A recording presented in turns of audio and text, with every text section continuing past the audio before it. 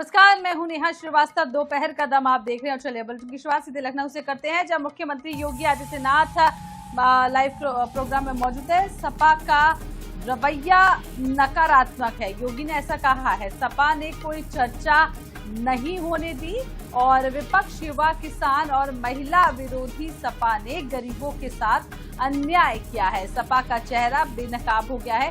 कई सारे बयान यहाँ पर मुख्यमंत्री योगी आदित्यनाथ देते हुए नजर आ रहे हैं, आप भी सुनिए। लेकिन समाजवादी पार्टी के नकारात्मक रवैये के कारण युवाओं के मुद्दे पर, अन्नदाता किसानों के मुद्दे पर,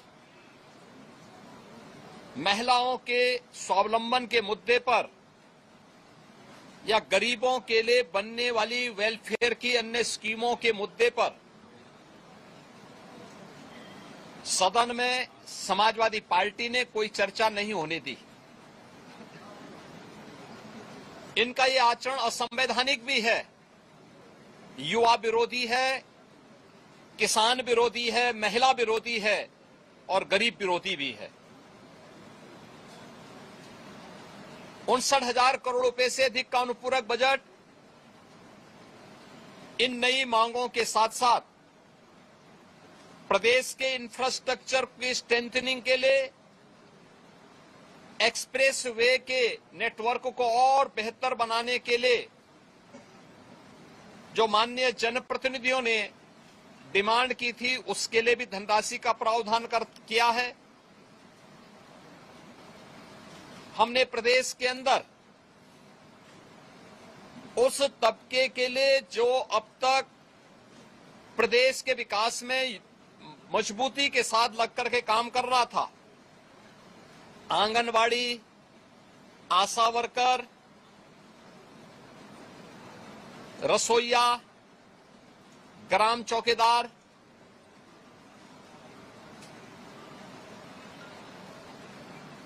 आपके कोटेदार, इन सब के साथ साथ उस हरेक तबके को छूने का प्रयास किया था जिनके मानदेय बढ़ने हैं।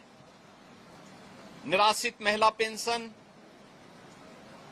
वृद्धावस्था पेंशन, दिव्यांगजन पेंशन में भी वृद्धि हो, चर्चा हो।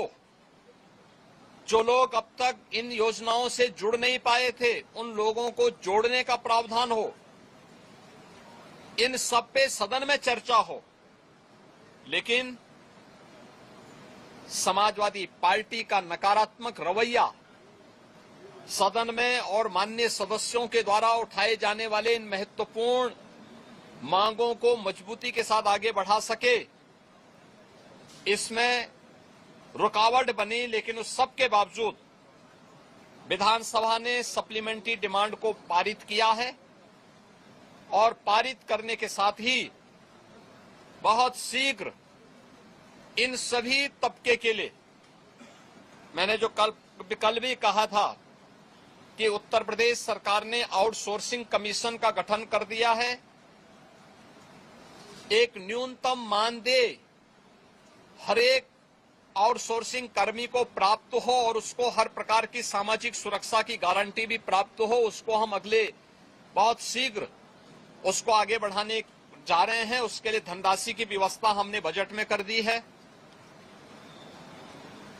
आंगनवाड़ी, आशा वर्कर, रसोइया, ग्राम चौकीदार या कोटेदार, इन सब के इंसेंटिव और इनके मानदेय को बढ़ाने के लिए भी धनराशि की व्यवस्था हम लोगों ने बजट में की हुई है और उसको भी हम अब विधानसभा से बजट पारित होने के उपरांत विधान परिषद में पारित होगा। विधान परिषद से पारित होने के उपरांत फिर इस बजट को हम लोग अलग अलग कार्यक्रमों के माध्यम से उस तबके तक पहुंचाने का काम भी करेंगे। समाजवादी पार्टी का यह चरित्र इस तबके को अपमानित करने वाला है, जो अल्प मानदेय प्राप्त करने के बावजूद प्रदेश के विकास के लिए और 25 करोड़ जनता जनार्दन की सेवा के लिए पूरी प्रतिबद्धता के साथ कार्य कर रहे हैं। इससे पहले भी इन्होंने शिक्षा मित्रों के भविष्य के साथ खिलवाड़ किया था। हमारी सरकार ने शिक्षा मित्रों के मानदेय को 10,000 से बढ़ा करके 18,000 किया है।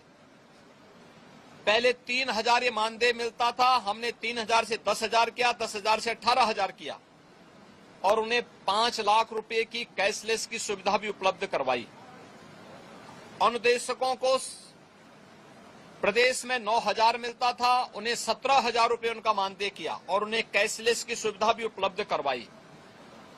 बेसिक, माध्यमिक, उच्च शिक्षा से जुड़े हुए जितने भी शिक्षक हैं, इनके मानदेय को इनको कैशलेस की सुविधा उपलब्ध करवाई।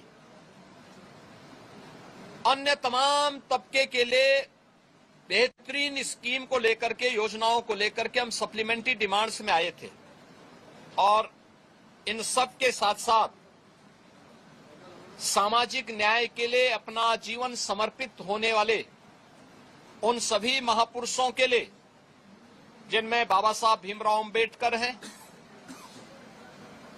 जिनमें महर्षि वाल्मीकि जी हैं, संत शिरोमणि सदगुरु रविदास जी महाराज हैं, सामाजिक न्याय के पुरोधा के रूप